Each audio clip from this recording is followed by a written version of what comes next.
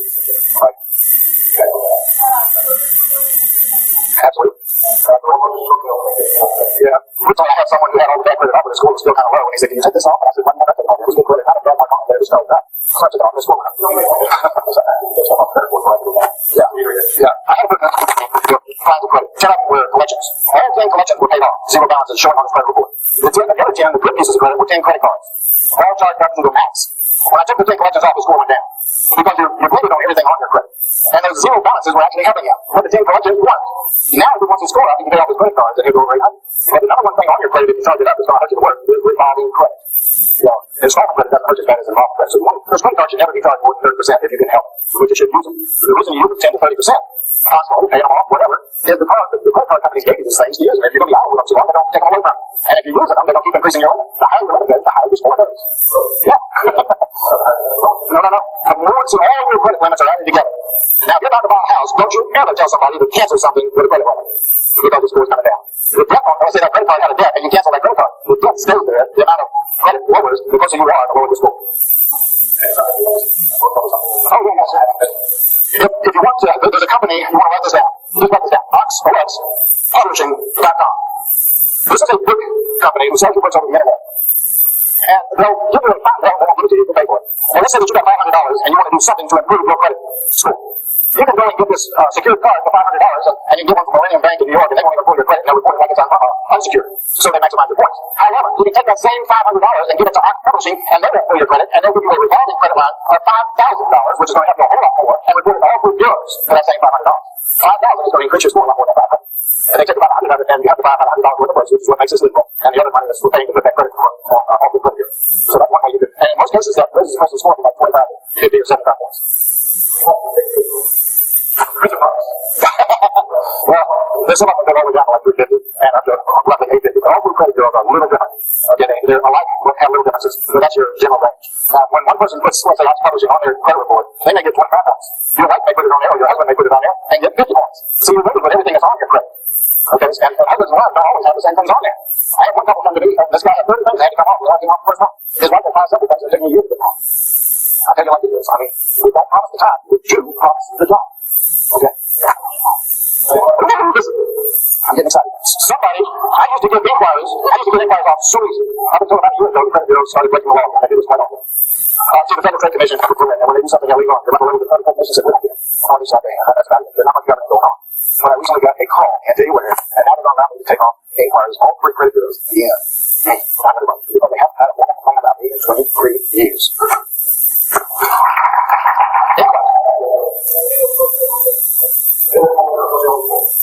No, here's the thing.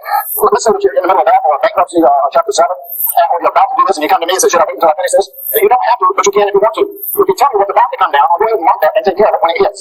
But anything new that I don't know about, I'm not responsible for. Just what's up to that date when we get started. Otherwise, I won't be doing something. We're in the business of helping those who want to help themselves. And the inquiries can cost like 25 points each. That can be true. And some of you have deals that are just 15 or 20 points away. You get the inquiry, don't catch your deal. Ooh, nice. 2 years. They're the most dangerous in the first year. All the points are just in the first year. The second year, you lose about half points. And then after 2 years, they're supposed to fall off. On page 45, on page 46 and 47. And if you've got my cash flow system, my Free House cash flow system, you've certainly seen this application, received it before, but I'm going to assume you don't. And I'm going to just tell you what it is. You can sit down and read it if you get a chance, because I'm not going to sit here and read it. This is a work of art. It is a beautiful document that was created many years ago to collect a deposit. It's actually just that. It's an agreement concerning their deposit. Now, the key factors are, it says I'll take your deposit, and if I accept you, then I'll write it. If I don't accept you, I'll give it back. But it also says if I accept you for this house, and I take your deposit, and then you back out on me, then you won't get it back. So, this agreement nowhere says that I'll take my house off the market and let you tie it up while I process you and see if I want you. It says I'll take your deposit and apply it and give it back if I can't get you a house. So this is the same agreement that you want to use when you're doing your program as well. When you're down making a program, you get your money. You're making no promise. Instead of give it back if they want it. Tell me to buy the house and it's not a problem. We're glad the house is fine. We got that? You can take 5 days on one house and not take it off the market. And should. You do not take your house off the market until the day they go to the attorney's office to sign the paperwork and fill out and give the rest of the money. Because I promise you, you do. If you take your house off the market today, tomorrow, somebody's going to come along and give you a very big old deposit. And you can always leave yourself free to take that deposit. You can always call this person back and say, listen, I cannot take your deposit from the house. I have much better for my person. I will find you another one, which I'll give you the deposit back. And that's how you handle it. That's how you handle it. I wish I had you. I can't tell you how many times I've been contract on a house. Somebody else better came off when you're unbound because I got purchase agreement signed by my buyer. And so you know, there is no purchase agreement signed by your tenant buyers until you go to your attorney's office and sign the lease office document in your book. Only then are you bound to put him in this house. Getting the buyer to approve the paperwork for the purchase on page 48, step-by-step process. A, you get the application, and you have your meeting. And you click on the graphic, you look left. And if you go put it into the federal program, you go right in there. You can right there. Fill out the form, and if they're going to pay for it, it's forward on the area. And if they're going to pay for it, still forward on the check. Either way, however, you don't, you certainly aren't paying for their credit. You get some of their money, are you? No, absolutely not. All right, I've worked for the board, see what you're dealing with. If you like it, you move on. You don't move out. If it's a go, you simply, you can do it from the meeting. You got the telephone, call the attorney, and arrange the closing right in there, 2 or 3 days from now, set a time, and then I put my buyer on the telephone for the legal assistant or whoever, and he or she tells me what the closing, in addition to what they already know today. I said it right there for you tomorrow, and everybody knows what you got to do.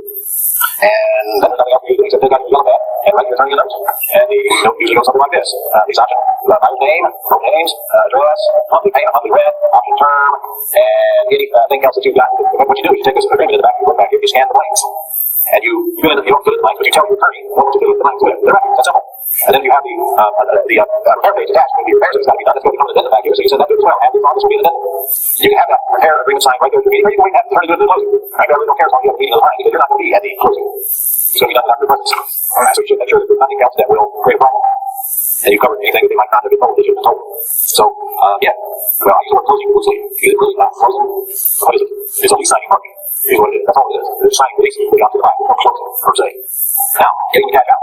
You see, that's the part. It's going to require some problem on the part. Some organizational skills, some timing, some time activating. I got this buyer in my house, and I know what they're supposed to be doing to work, and I know what they're supposed to be doing. From time to time, somebody's got to check on to see if they're moving along. I know the parents are supposed to be cleaning their grad. I don't know if Mary's office. I got to talk with you. Communicating with you how they're doing. Have they sent you when they're supposed to send you or what? And of course, if they are, great. Shoot, right? If they aren't, what should you do? Climb over. You got to go buy something out. You know what? If they don't send you simple stuff, we're going to clean up their credit. What does that tell you about their chances of ever getting cashed out? They won't. They never will. So they never will. Does that help you make the decisions that have to be made when it comes time to decide whether you want to renew their term or not, or whether you want to actually deplete them when you don't do what they say? Because if they won't send him the stuff that he needs, they won't do it. They don't say, hey. All right, is that human nature? That's human nature. You better deal with it because that's exactly what you're going to run across. You got to hold people accountable. You got to make them do what they say, and you got to follow up and see that it gets done. Especially with these type of buyers, they actually have to have a money to move them through the system, or they'll never make it through the other end. Somebody's got to be with them the whole way, coaching them, making them feel good, congratulating them, but also making them send stuff in that they got to do. Now, this is assuming you're paying rent, of course, because if you're not paying rent, you already got a problem. If you're not paying rent, you might as well understand they're not going to buy you. The sooner you get it on better. They're silently begging to be led. Lead them. This page is easy. Just put Marion. Done. Send Marion. You've been around me long, you know. And I'm a strong advocate letting other people do what they do best, so I can do what I do best. Anybody in this room experts at cleaning credit? You know what? Even if you are, it's a lousy business. Get out of it. Let him do it. The same way you should let somebody else negotiate your short sales. The same way you hire contractors to renovate houses if you don't touch them with your hands. The same way you get John and Don to mail out letters for you and you don't lick stamps. The quicker you understand that you have no business doing this smart work crap that you're not qualified to do, the quicker you will be able to spend more time doing the things that you're not only qualified but must do. That's generally deals. Nobody's not going to make offers for you. You have to do that yourself. But I'll tell you, that's not all the crap to be done for you. Every bit of it. Every bit of it. It should be done for you. And frankly, it's not much for you to do in the process of making offers if you listen. Will you listen? Will you listen? Yeah, sure you will. Alright, page 51. You may not cash out for 100% of the sales price. Now look, if he can get their credit cleaned up, if he can get their credit score above 620, and they have a good rule enough, there's no reason you can't cash out for 100% of the sales price. The difference between whether you give down payment, FHA or whatever, USDA or bond-type loan, and you guys in Canada get that day, you give it 5% down. So, if you let him do his job, you want to work on this. But if the credit doesn't get to the point where it's qualified for that FHA loan, there's going to be times where you might want to get that loan at a lower value ratio, such as an 85% loan. Take whatever you got down, take out a second mortgage for the balance. Understand that this type of housing sometimes requires those type of mortgages. It's not a big problem, it's not a big deal. It's big money to you. You're really after the cash stuff that doesn't take what you can't get, whatever high low value you can get, that's what you're really after. You're after the cash, not after the second mortgage, kind of performance. And just so you know, you probably won't collect it. So we know you probably sold the property for about 90% of its done, or 90% of its sales price, because you may never collect that property 10%. How do you think I know this? You know, I've done dozens of these little seconds that rarely do you collect one. They just can't pay it, that's all. You don't do anything about it. It ain't worth more closing on for sure. It's not worth the hassle. You write them off and get over it. Are you know that? On page 52, to further enhance our ability to make this the best exit strategy that we can, we can all options on the table available to us. So in this nice little book, you go back to them, and know the time is right. You buy the areas. Now, if you ever want to make buyers, if you want to rapid herd of buyers, the fun to you just let me know that you can do the work on first of materials, and you're going to have a big list of systems on proof. You don't have to go this way, but it is an option. So let's take a look at it. Let's say they will work with their hand, but you need $3,000 worth of materials to complete the job. You can say to them, okay, I'll put a line in stages. But guys, you better not break this rule. Under no circumstances, you're going to give somebody a check for $1,000 and tell them to go buy materials. Well, you could once, and then you'll understand why you won't do it again. The only condition, the main condition is if I'm going to put materials, they're going to put up that first draw, I'm in their pocket and go buy the materials and plant them in the house. And I mean, they must be attached to the house. before I'm going to give them back their $1,000 so they can buy the second batch. And under no circumstances am I going to give them a check to go to the store with, and or am I going to call Home Depot and have them deliver materials to the house? No, no, no. Materials delivered to a house make easy things to sell to my brother. I want them to buy the materials out of their pocket at their risk, and I want them to permanently affix them to my house, and then it must be inspected, and then if only then I may choose to give them back $1,000 that they spent, and then only if they got the slips to prove that they spent the money on those materials. Just for the record, somebody better be taking a look at those slips, because some of them probably will not match the stuff that came to that house. Not that they would try to cheat you or anything, but just so you make sure that they're getting the slips for and match the house. And the easy thing to do is to let them know that you are watching them so that they don't try to take advantage of you to begin with, and don't back themselves in the corner so they have to save face. If they know you want them, they probably won't try to skin you. Alright. Getting some items done yourself, what's the money for materials? There are going to be times when you would want to do something more. You don't want to have power. If you touch a house, if you lay a hand on a house, the only thing you're ever going to touch on a house is the door. I promise you I'm going to come here and you're looking at 3 a.m. in the morning with a ghostly image and a hammer. You're getting physically working on a house. Incredibly dumb thing to do. I just can't afford to hire somebody to do it. There's a reason you can't afford it. It's because you're doing the work yourself. You can't afford it because you haven't raised the money to buy and fix the house like you should to begin with. You can't afford it because your business model stinks. You think laying hands on a house is going to help you somehow save money. The absolute opposite is true. Fixing it yourself is going to cost you when you add up all the other things that you lost while you're putting your time into that house, including the next deal that your competition got while you were busy painting. Alright, sometimes you're going to find them, and they're going to have things that are hard to get consumers to repair. For example, suppose the house really got a rock roof on it. Alright, that's going to deter a lot more office. Unless they're a roofer, that is, if they're a roofer, they won't bother at all. In fact, you only hope that you can get a roofer that wants to live in this house and become your next tenant buyer. Because it's rare when you can find somebody who will come in and have this roofer on his house, especially when they're buying materials. Yeah, they don't know anything about roofs. So you may have to have the roof replaced yourself, either before or during the repair process. If you want clothes on it, probably be best to replace the roof on it. You don't know. But if you want clothes on it first, and then replace the roof, so be it. Or you can just advertise it. Owner will replace the roof. And then when the tenant buyers come, in fact, that's what I would do, guys, because I would not replace the roof, they'll have to. Let me play the market wire. Let me find out if somebody will put that roof on here. If they will, come on. But if they won't, and I'm tired of shopping, then I'll say, all right, I'll put the roof on and do everything else. And we just had that for agreement. And the same with simply air conditioning, for example. You know, it's pretty heavy expense. A little harder to get people to install roofs because they know it's pretty heavy expense. And there's nothing they can do to shave off the profit. They cost what they cost. Hey, that's easy. All people are $5 a time. How do you buy a central air conditioning system for $1 at a time? You don't. So they got to come up with a pretty good chunk of money. So those things that they have to come up with big chunks of money to do, sometimes you're going to have to do yourself. Everybody got that? Alright. Okay, that's why when you're doing these types of subject too. You got to be careful about taking on those big expensive jobs because you may not find that tenant buyer that is willing to take on that responsibility, but at least you can just give those back and never mind. Hard to give back out. You got it right along. But at least you got the money to fix it if you did that. Now, let's say a tenant buyer does come along. They want to put on a roof. Should the roof be installed by someone who's qualified to install the roof? Oh, right out loud. Don't you even think about letting anybody get up on your roof unless they are a roofer, unless they have a license, and unless they are going to get permitted to do it right. So therefore, your tenant buyer doesn't convince you that a roofer can put the roof on that is capable of doing so, or you don't want them to do it. Same with separating the air. You don't want guys who drive a truck with it and install a separating air conditioning system. Because it ain't going to work. If it is, somebody else will have to come out and fix it. Alright. Buying materials to be installed by others is a risky game. And it takes tight internal controls to make that happen.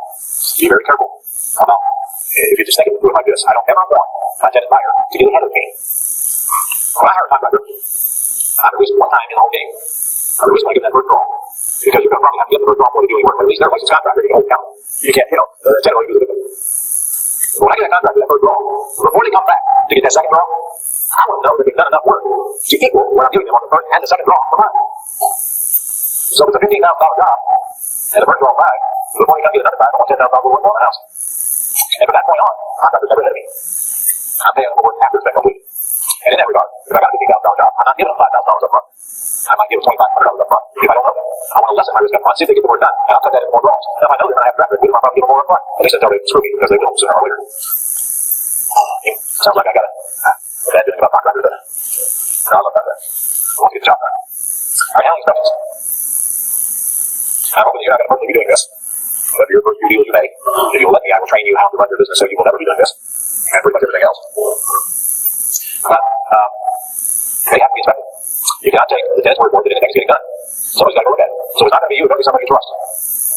And that ought to be somebody that is strong enough to get the job done, not be easily intimidated, and understands what a kitchen cabinet looks like. It can't be somebody, it can't be your 15-year-old daughter. It needs to be somebody that has a clue whether that thing is installed or not installed, because they understand what that thing is. I don't get what I'm talking about. They don't have to be some kind of contractor or anything, but they can't be fooled inside it. So, inspections are mandatory. They're not something that you request or something that you require. And again, you remind the tenant, if I'm coming out, if I send somebody $100, are you sure you want me to do that? And guys, just for the record, if you get around to hiring a salesperson, this is their job, not your job. Ryan will be doing any of our inspections. I won't do them. I'm not going to the house. I'm not going back to the house. I don't care what their work looks like. I just care that we get the home closed. You know the house we moved on this week to spend money. I have never seen it renovated. And my guess is now, I never will. I would have the work not done on time. Oh, why? What I probably should say is, what do we do when the work is not done on time? Well, this is kind of an internal business decision that you have to make. And there are several questions. Number one, you're going to pick them for non-performance. Not what I do, but you can. About the only time that I ever give consent for not doing work is if I'm not getting rent. But that's my choice. You may not agree with that decision. You may need cash out of that thing more than me. You may not be able to live with the fact that that tenant did not keep their promise to get that work done. They keep you awake at night. I could care less. But I understand everybody isn't as tolerant as me. Feedback.